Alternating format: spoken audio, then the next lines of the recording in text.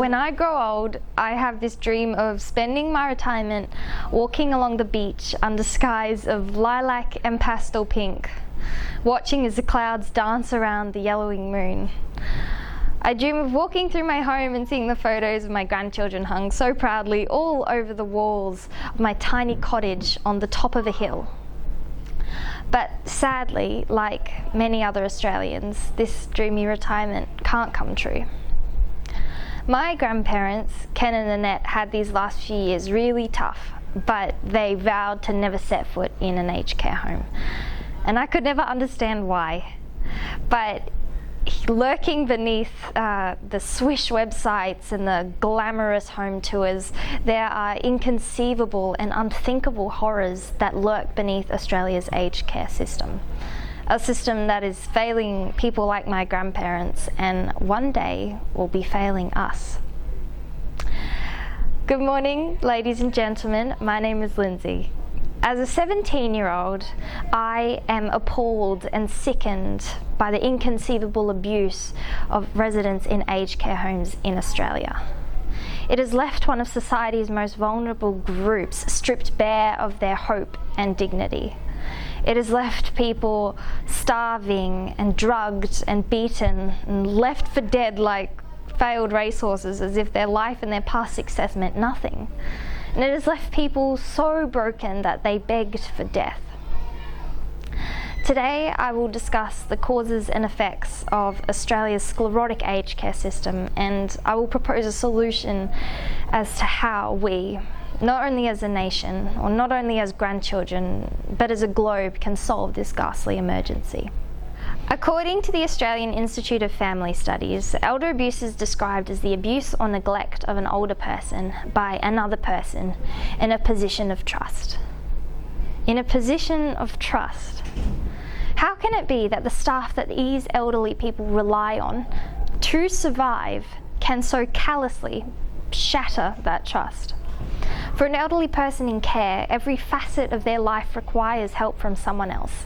They need someone to get them out of bed, to go to the toilet, to shower them, to give them medication, to talk to them when their grandchildren don't call.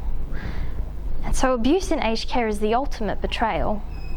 It is the wolf that turns on its pack, and it is the helping hand that delivers the final blow. And this is all because we are trapped in a failing cycle due to these three reasons. 1, lack of funding from the government. 2, lack of staffing ratios. And 3, the negligence of the aged care complaint system. Ladies and gentlemen, calling it underfunding is a massive understatement. For the 15% of our population who are over the age of 65, only 1.2% of our GDP is spent on our aged care system. Now, this means that there just isn't enough money to provide the care that these people need. Research found that 50% of residents in aged care homes are malnourished.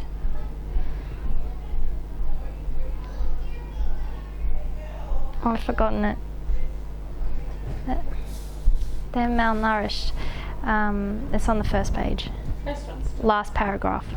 Are malnourished because family facilities don't have the budget or the staff. Okay.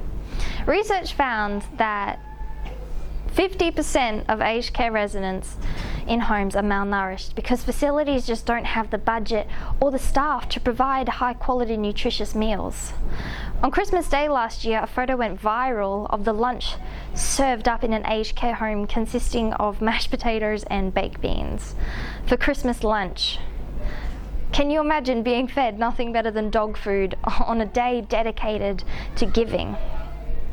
Ladies and gentlemen, $15 per day is spent on each Australian prisoner for their food.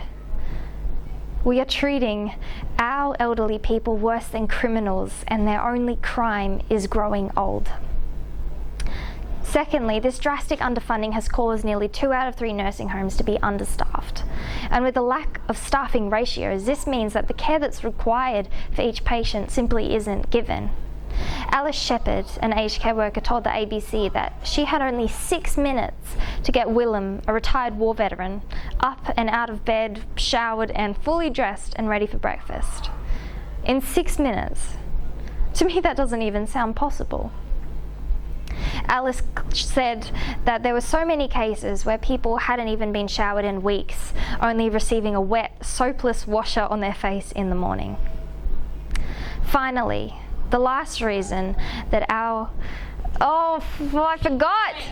Lastly, the reason that care is failing. The final reason that elderly care is failing is because of the negligence of the aged care complaint system.